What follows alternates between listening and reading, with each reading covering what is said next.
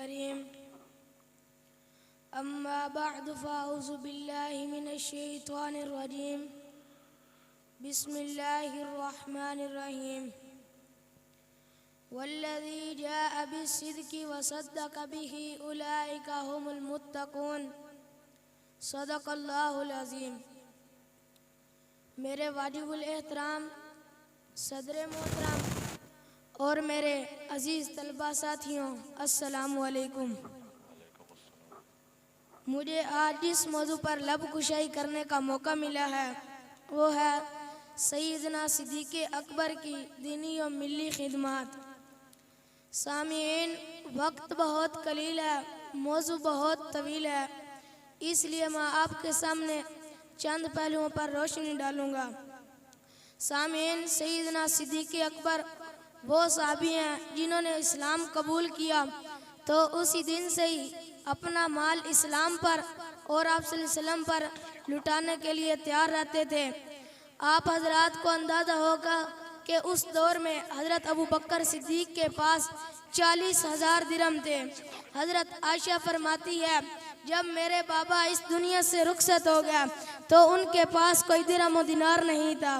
یہی نہیں، جب حضرت ابو بکر صدیق ایمان لائے تو کہا میرا کام کیا ہے؟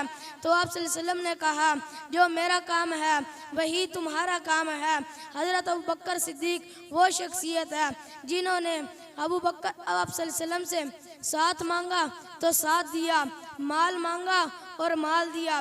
جب حضرت خدیجہ رضی اللہ تعالی عنہا وفات پا گئیں تو آپ صلی اللہ علیہ وسلم بہت غمگین تھے، تو حضرت ابو بکر نے اپنی بیٹی عائشہ کو آپ صلی اللہ علیہ وسلم کے نکاح میں پیش کر دیا۔ آپ صلی اللہ علیہ وسلم کی پوری خدمت میں گھرانہ لگا ہوا ہے، حتیٰ کہ ابو بکر صدیق کا پورا گھرانہ ابو بکر آپ صلی اللہ علیہ وسلم کی خدمت میں ہے۔ کوئی کھانا پکا رہا ہے، کوئی کھانا پہنچا رہا ہے، کوئی دودھ پلا رہا ہے، حتیٰ کہ آپ صلی اللہ علیہ وسلم کے پورا خاندان ان کی خدمت میں ہے۔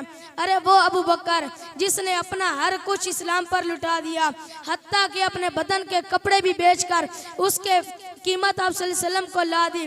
جب قرآن کو ترتیب دینی تھی تو اس لیے بھی حضرت ابو بکر صدیق نے کہا جس کے بھی پاس کچھ ہے، کسی کے سینوں میں ہے، کسی کے ٹکڑوں پر ہے، پتھروں پر ہے، پتوں پر ہے، سب کو اکٹھا کیا اور اسے ایک مرتب شکل میں دیا تو صدیق اکبر نے۔ ارے وہ صدیق جو اسلام کے لیے کٹ مرتا ہے۔ جب میرے پیغمبر کا وصال ہو گیا تو سارے صحابہ غمگین تھے، تو حضرت ابو بکر نے اس حالت میں، اس مشکل گھڑی میں اس دنیا کو سنبھالا۔ حضرت عمر بن خطاب تلوار لے کر کھڑے ہو جاتے ہیں اور فرماتے ہیں جس کسی نے بھی کہا کہ میرا پیغمبر وفات پا گیا تو میں اس کا سر قلم کر دوں گا، تو اس حالت میں بھی سارے صحابہ غمگین ہو جاتے ہیں اور حضرت ابو بکر صدیق اعلان فرماتے ہیں وَمَا مُحَمَّدٌ إِلَّا رَسُولٌ، اور فرماتے ہیں مَا كَانَ مَعَكُمْ يَعْبُدُ اللَّهَ فَإِنَّ اللَّهَ حَيٌّ لَا يَمُوتُ أَبَدًا۔ یہ سنتے ہی ابو بکر حضرت عمر کے ہاتھ سے تلوار گر گئی اور زارو قطار رونے لگے۔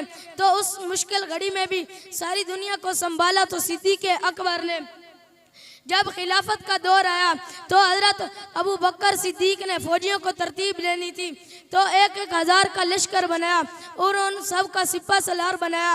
7,500 سپہ سالاروں کا لشکر بنایا اور سب سے پہلے صحابہ حضرت خالد بن ولید کو سپہ سالار بنایا اور مجلس شورا قائم کی، اور ان سب سے میں پہلے حضرت علی المرتضیٰ کو بنایا۔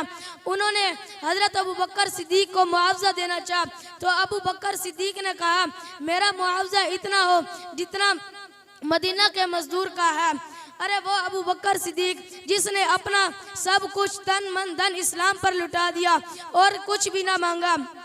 اس لیے ہمیں بھی چاہیے صحابہ کرام کے نقش قدم پر چلیں، اور ہمیں چاہیے کہ مسلمان اپنی طرز زندگی اپنائیں، اور کہتے ہیں کہ مسلمانوں نے طرز زندگی چھوڑ دیا تو کم سے کم تر ہوتے گئے، اور کافروں نے طرز زندگی اپنایا تو وہ چاند پر پہنچ گئے ہیں۔